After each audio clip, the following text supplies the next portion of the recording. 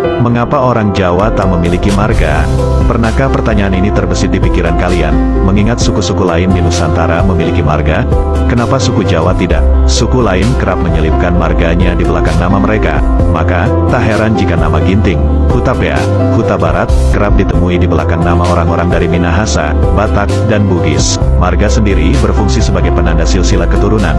Dengan adanya marga, orang-orang dari suku tertentu dapat membawa diri dengan benar jika bertemu dengan orang dari suku lain. Maka dari itu, tidak adanya marga pada suku Jawa menjadi suatu hal yang cukup unik bagi suku lain. Meski pada masyarakat umum suku Jawa tidak memiliki marga, tetapi keluarga kerajaan justru memilikinya.